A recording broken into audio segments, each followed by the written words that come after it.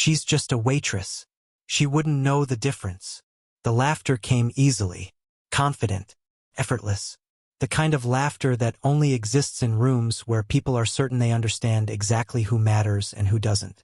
But 47 minutes later, that same room would fall so silent that even the soft hum of the air conditioning seemed too loud. And a billion-dollar merger, one that had taken 18 months to negotiate, would come within inches of collapsing because of a detail everyone had overlooked. Everyone except the woman carrying the wine tray. The Grand Monarch Hotel stood high above Midtown Manhattan, its glass walls reflecting the gold and orange glow of a late autumn sunset. From the 52nd floor, the city looked untouchable. Yellow taxis drifted through the streets below like moving sparks. The Hudson shimmered beneath the fading daylight. Inside the private executive suite, however, nobody was paying attention to the view. Too much money sat around the table. Too much power. 12 executives occupied handcrafted leather chairs surrounding a polished walnut conference table nearly 20 feet long. Attorneys reviewed final documents. Financial analysts checked projections one last time. Advisors exchanged cautious nods. Every person in the room understood the significance of what was about to happen. By the end of the evening, Caldwell Dynamics and Nexus Quantum Systems would announce a merger worth $1.2 billion.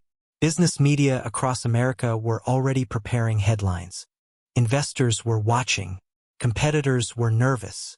Careers would be made tonight. At the center of it all sat Ethan Caldwell, 39 years old, founder, billionaire, CEO. His charcoal suit fit perfectly. His silver watch cost more than many families earned in a year. Confidence followed him the way shadows follow sunlight. Ethan had built a reputation on winning. He acquired companies, closed deals, dominated negotiations. People respected him because he delivered results. Some admired him. Some feared him. Most simply stayed out of his way. Across the room, moving quietly between tables and service stations, was someone nobody noticed. Amara Johnson balanced a tray of sparkling water and crystal glasses with practiced ease. Her uniform was immaculate, her posture straight, her expression calm. She moved like someone who understood that the most invisible people often saw the most. Guests rarely remembered her face. They remembered whether their drinks arrived on time. They remembered whether the tablecloth remained spotless. They remembered the service, never the server. Amara was used to that. She had spent years learning how to exist in rooms that weren't built for people like her. Rooms where expensive watches spoke louder than character. Rooms where assumptions arrived before introductions. Tonight seemed no different. Executives discussed market expansion. Lawyers debated language buried deep inside contracts. Consultants presented forecasts stretching 5 years into the future. Numbers filled giant screens mounted on the walls. Everyone sounded important. Everyone sounded certain. Then one executive glanced toward Amara as she refreshed a water glass and smirked. "She's just a waitress," he said quietly enough to sound harmless but loud enough for others to hear. "She wouldn't know the difference." Several people chuckled. Ethan barely looked up. The conversation continued. The merger moved forward. Nobody thought twice about the comment. Nobody noticed Amara's eyes drift briefly toward a stack of documents resting beside an open laptop. Nobody realized that before the night ended, the person they dismissed would become the only reason the deal survived. Most people assume intelligence announces itself. They imagine it arrives wearing expensive suits, carrying advanced degrees, sitting at the head of conference tables. They rarely expect it to arrive carrying a tray. Amara Johnson knew that better than anyone. As conversations flowed around the executive suite, she continued moving quietly between tables, collecting empty glasses and replacing water pitchers. Nobody paid much attention to her. That was normal. In fact, invisibility had become one of her greatest teachers. Long before she worked inside luxury hotels, Amara had imagined a very different future. 4 years earlier, she had been sitting in crowded lecture halls at Columbia University, studying accounting and financial analysis. Her professors described her as gifted. Classmates came to her for help before exams. Numbers made sense to her in a way they did not for most people. Patterns appeared where others saw confusion. Small inconsistencies stood out like bright lights in a dark room. Then life happened. Her mother was diagnosed with chronic kidney disease. Medical bills arrived faster than insurance approvals. Savings disappeared. Classes became impossible to balance with hospital visits and part-time jobs. Eventually, Amara made a choice that broke her heart. She left school. Not because she lacked ability, because responsibility arrived before opportunity. Since then, she had worked wherever she could. Restaurants, hotels, private events, corporate functions. The uniform changed. The challenge remained the same. Smile. Stay professional. Keep moving. Most guests never imagined the woman serving their drinks could understand the spreadsheets displayed on their presentation screens. Amara never corrected them. She simply listened, learned, observed. Tonight, as she cleared a side table near the conference area, fragments of conversation drifted toward her. Revenue forecasts, intellectual property rights, international expansion plans, regulatory approvals. The language felt familiar, comfortable, almost nostalgic. Across the room, Ethan Caldwell stood beside a floor-to-ceiling window speaking with Nexus Quantum Systems Chief Executive Officer Daniel Mercer. The two men appeared relaxed now that months of negotiations were nearing completion. Their confidence spread through the room like warmth from a fireplace. Attorneys reviewed final drafts. Analysts compared projections. Assistants organized signature packets. Everything seemed perfectly under control. Yet experience had taught Amara something important. The closer people get to success, the more likely they are to stop looking for problems. Confidence can sharpen judgment, can also blind it. She reached for a stack of used glasses resting near an open workstation. Beside them sat several printed documents covered in financial notes and legal language. She was not trying to read them. She simply happened to glance down while gathering the glasses. One line caught her eye, then another. Her hand froze for half a second. The noise around her faded. Laughter, conversations, the clink of crystal. All of it seemed distant. There was a date printed near the bottom of one page. A date connected to a licensing agreement referenced elsewhere in the document. At first glance, it looked ordinary, but something about it felt wrong. Very wrong. Amara continued walking. She did not stop. She did not stare. Yet the numbers remained stuck in her mind. She replayed them the way a musician replays a familiar melody. The licensing term, the acquisition schedule, the expiration clause. Separately, each detail appeared harmless. Together, they created a question she could not ignore. And while executives celebrated around her, Amara felt the first quiet warning that something hidden beneath the surface was about to change everything. The strange thing about overlooked details is that they rarely look dangerous at first. They hide inside ordinary numbers, ordinary sentences, ordinary assumptions. Amara continued serving the room, but her mind refused to move on. The date kept resurfacing. The licensing agreement referenced a critical software patent that Nexus Quantum Systems considered one of its most valuable assets. Without that patent, a significant portion of the merger's projected growth would become uncertain. That alone was not unusual. Large deals often depended on intellectual property. What bothered her was the timeline. The expiration date appeared too close. Much too close. She placed fresh water beside a legal consultant and quietly stepped away. Across the conference suite, giant digital displays showed charts predicting billions in future revenue. Executives spoke confidently about expansion into healthcare systems, transportation networks, and artificial intelligence infrastructure. Every forecast stretched years into the future. Yet the document she had glimpsed suggested one of the company's foundational licensing rights might expire long before those projections could fully materialize. Amara tried to convince herself she had misunderstood. After all, dozens of attorneys had reviewed the merger.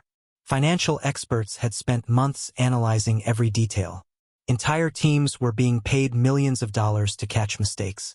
What were the chances that a waitress carrying glasses had noticed something they had missed? Very small. but not impossible. The thought followed her as she entered the service corridor connecting the executive suite to the hotel kitchen. The noise of the conference room faded behind heavy double doors. Stainless steel counters reflected bright overhead lights.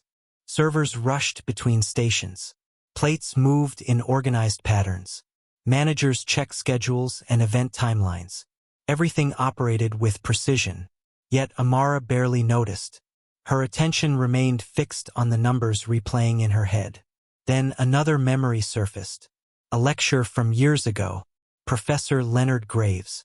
Corporate risk analysis. One sentence in particular. When projections look perfect, check the assumptions. That is where the truth usually hides. Amara stopped walking. Her heartbeat quickened. She suddenly remembered why the date seemed familiar. 3 semesters earlier, she had completed a case study involving licensing agreements and merger valuations. One of the most common mistakes companies made was assuming a temporary right would remain available indefinitely. If that assumption proved false, entire valuation models could collapse. She immediately returned to the conference floor. Not because she wanted attention. Not because she wanted recognition. Because uncertainty had become impossible to ignore. Back inside the suite, the atmosphere had grown even more celebratory. Some executives were already discussing post-merger press interviews. Others exchanged handshakes. Smiles appeared more frequently now. The finish line seemed close enough to touch. Ethan Caldwell stood near the head of the table reviewing final documents while Daniel Mercer spoke with investors from Chicago and Boston. The confidence in the room was almost contagious. Almost. Amara glanced toward the same workstation where she had seen the papers earlier. The documents were still there. This time she noticed a reference number attached to the licensing agreement. Only 6 digits. But enough. Her eyes moved quickly between 2 pages resting side by side. Then she saw it. Contradiction. Small. Nearly invisible. One document listed a renewal option. The other described a termination condition. Both could not be true at the same time. A chill ran through her. Suddenly the concern was no longer a possibility. It was a question that demanded an answer. And somewhere beneath the polished confidence, expensive suits, and billion-dollar projections, a hidden crack had begun to appear. Amara stood perfectly still as the realization settled over her. The contradiction was real. Not dramatic. Not obvious. Just dangerous. The kind of mistake that rarely made headlines until millions of dollars had already disappeared. Around her, nobody seemed concerned. Why would they be? Success was already being celebrated. Investors smiled. Attorneys relaxed. Assistants prepared signature folders. The room carried the comfortable energy of people who believed the difficult work was finished. But hidden beneath that confidence was a question nobody appeared to be asking. What if one critical assumption was wrong? Ethan Caldwell certainly was not asking it. At that moment, he looked exactly like the man business magazines loved to feature on their covers. Calm, controlled, certain. He moved through conversations with effortless authority, shaking hands, exchanging observations, reassuring investors. Every person who approached him seemed eager to hear his opinion. Every person seemed convinced he could see further than everyone else. In many ways, they were right. Ethan had spent nearly 2 decades building Caldwell Dynamics from a small software startup into a powerhouse valued in the billions. He had survived recessions, market crashes, hostile competitors, and failed partnerships.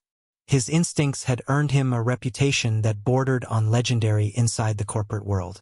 Yet success has a strange side effect. Sometimes it teaches people to trust themselves so completely that they stop questioning their own conclusions.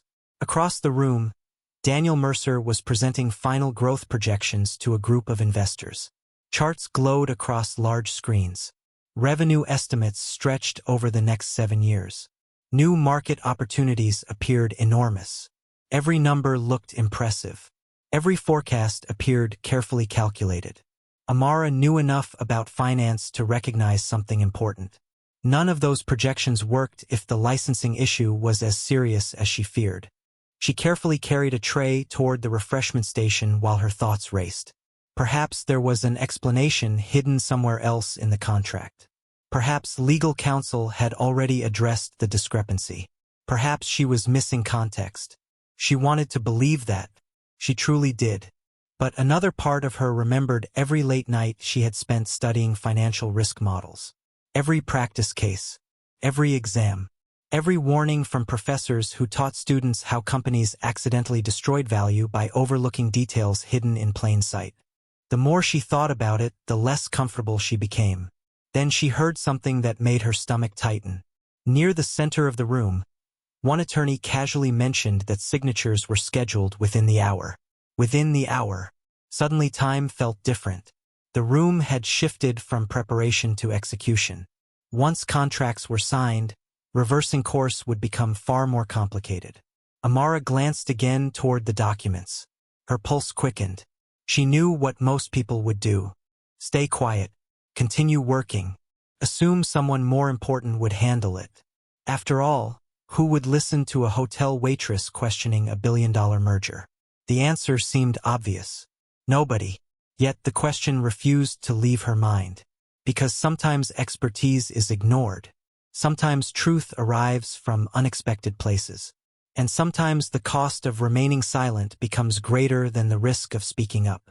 The hardest decision was not finding the problem. It was deciding whether to speak.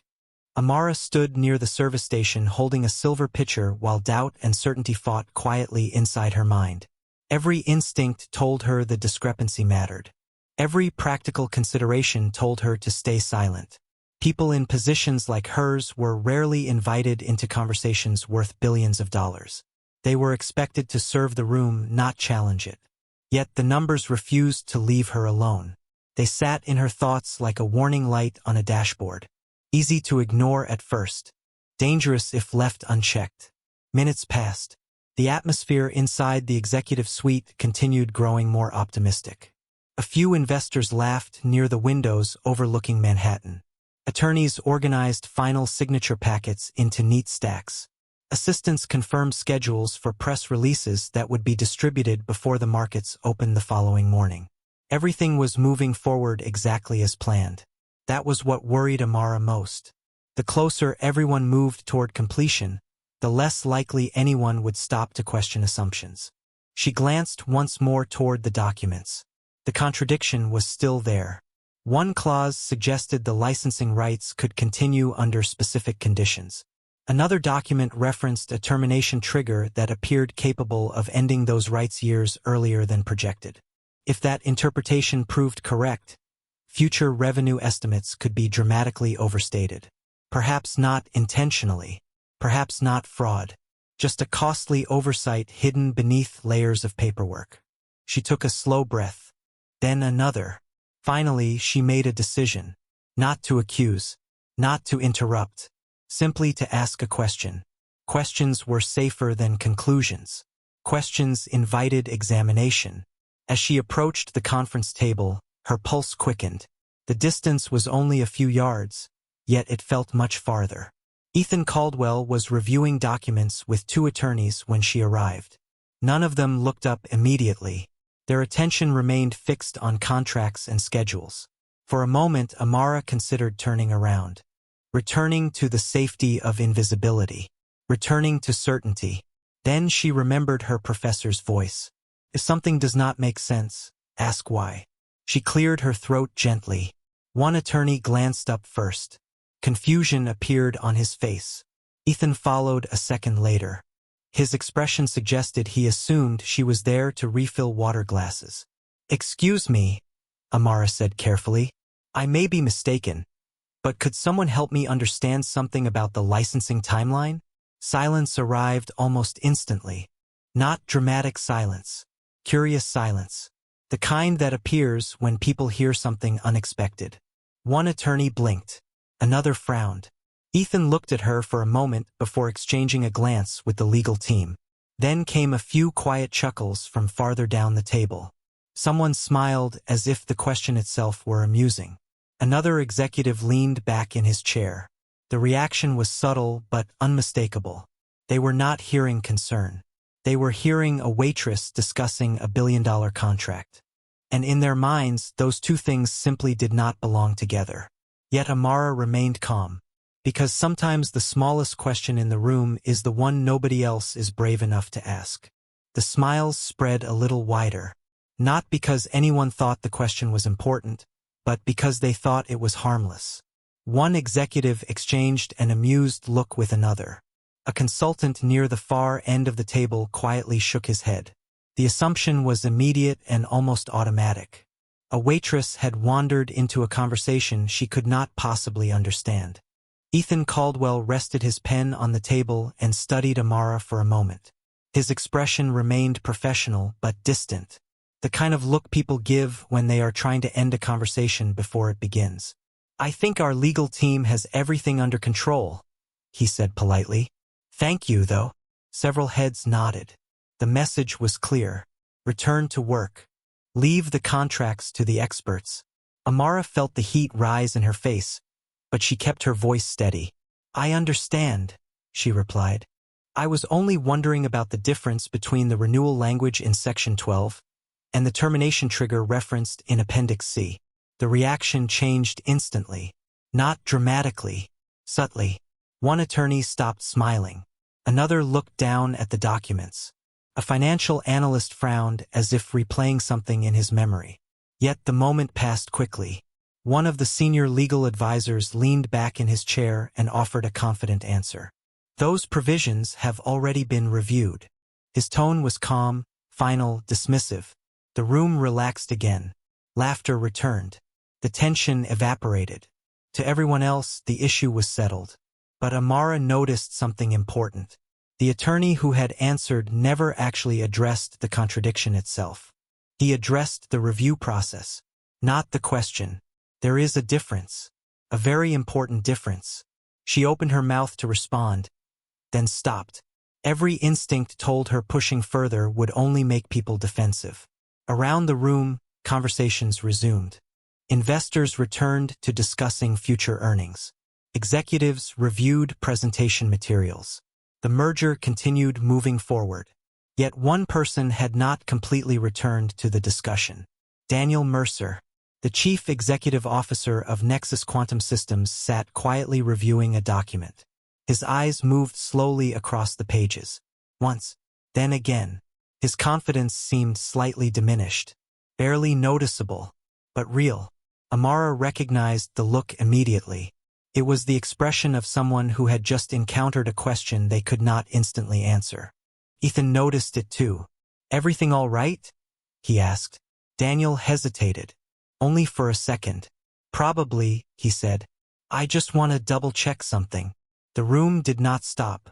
Nobody panicked. Nobody raised alarms.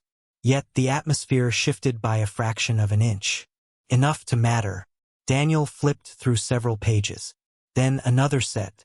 The silence around him gradually grew. One attorney leaned closer. A second followed. The smiles began disappearing. Amara stepped back toward the service area. She did not feel victorious. She did not feel proud. She felt nervous. Because there are moments when a room changes direction before anyone realizes it has happened. Moments when certainty begins to crack. Moments when one small question becomes impossible to ignore. And as Daniel Mercer continued turning pages, the confidence that had filled the executive suite all evening started to feel a little less certain than before. Daniel Mercer turned another page. Then another. The room grew quieter with each passing second. Conversations that had filled the executive suite only moments earlier began fading away. Investors noticed the change first. Attorneys noticed next. Soon, nearly everyone was watching the same thing. Daniel's expression. Confidence had been replaced by concentration. Concentration was slowly being replaced by concern. One attorney stepped beside him and reviewed the documents. A second joined moments later. Neither spoke. Neither smiled. Across the room, Ethan Caldwell remained standing, his posture calm but alert. Successful leaders learn to recognize shifts in momentum. And something was shifting now. "What is it?" Ethan finally asked. Daniel did not answer immediately. His eyes remained fixed on the contract. The attorney beside him adjusted his glasses and flipped backward through several pages. Another legal advisor opened a laptop and began searching through archive drafts. The silence felt heavier than any argument. Because silence often means people have discovered something they wish they had noticed sooner. Amara watched from near the refreshment station. She did not move closer. She did not interrupt. She simply observed. The same way she had observed all evening. Then the attorney looked up. His face had lost all traces of amusement. The renewal provision depends on a condition that no longer exists, he said quietly. Nobody reacted at first. Perhaps they did not understand the significance. Then Daniel spoke. If this interpretation is correct, the licensing rights expire in 22 months. The words landed like a stone dropped into still water. Small at first, then spreading outward. One executive straightened in his chair. An analyst opened a spreadsheet. Another attorney immediately began reviewing valuation assumptions. Suddenly the room moved faster than before. Not with panic. With urgency. Ethan stepped forward. What does that mean for the merger? Nobody answered immediately. That silence provided the answer. Finally, one financial advisor cleared his throat. If the patent rights expire under the current structure, projected revenue over the next 5 years could be significantly overstated. The room froze, not because people were confused, because they understood perfectly. The numbers displayed on screens around the suite suddenly looked different. Forecasts that had appeared solid now carried uncertainty.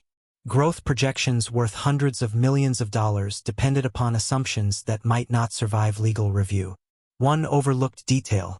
One contradiction buried inside hundreds of pages. One question nobody had asked. Until now. Ethan's eyes shifted across the room. Past the attorneys. Past the investors. Past the executives. They stopped on Amara. For the first time that evening, he was not looking at a waitress. He was looking at the person who had noticed what everyone else missed. Around him, conversations accelerated. Lawyers compared documents. Analysts revised calculations. Assistants postponed signature schedules. The merger was not dead. Far from it. But everyone now understood the same truth. Had the contracts been signed an hour earlier, the consequences could have followed them for years. And standing quietly beside a table of untouched water glasses was the one person who had prevented that mistake from becoming reality. For several seconds, nobody spoke. The giant screens still displayed billion-dollar projections, but the confidence attached to those numbers had vanished. The room looked the same. The chandeliers still glowed.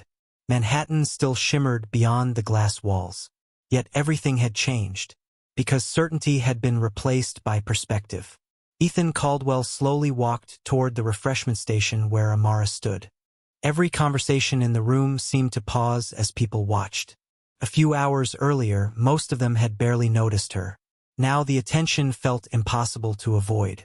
Amara shifted uncomfortably. She had never wanted to become the center of the story. She had only wanted someone to ask the right question. Ethan stopped a few feet away. For a moment, neither person spoke. Then he glanced toward the conference table where attorneys continued reviewing documents and analysts recalculated projections. "You saw it before any of us did," he said quietly. Amara hesitated. "I only noticed something that did not seem to fit." Ethan gave a small nod. The answer somehow made the moment more powerful. No arrogance. No attempt to impress anyone. Just honesty. Across the room, Daniel Mercer approached carrying a folder. The legal team followed close behind. Their expressions were completely different from earlier. Gone were the polite smiles and dismissive confidence. In their place was something far rarer. Respect. One senior attorney spoke first. "We reviewed the licensing structure again. You were right to question it." The admission hung in the air. Not because it was dramatic. Because people at that level rarely admitted mistakes publicly. Yet the evidence was undeniable. The discrepancy had been there all along. Hidden in plain sight, Daniel looked directly at Amara. "If we had signed tonight without finding that issue, both companies would have spent years dealing with the consequences. Several investors exchanged uneasy glances. They understood exactly how costly those consequences might have been. Not only financially, reputationally, strategically. Entire business plans could have been built upon assumptions that were never secure. Ethan looked around the room. Then he did something nobody expected. He addressed everyone present. Executives, investors, attorneys, consultants. "I owe someone an apology," he said. The room fell silent again. Earlier tonight, assumptions were made about who was qualified to speak. I allowed those assumptions to stand. His gaze returned to Amara. "That was my mistake." Nobody laughed now. Nobody looked amused. The same room that had quietly dismissed her question was now witnessing a different lesson entirely. Ethan extended his hand. Not as a gesture of charity. Not as a publicity moment. As a sign of genuine respect. Amara accepted it. Cameras were not rolling. Reporters were not present. There was nothing to gain from the gesture except honesty. And sometimes honesty carries more weight than power. Around them, work continued. The merger was not canceled.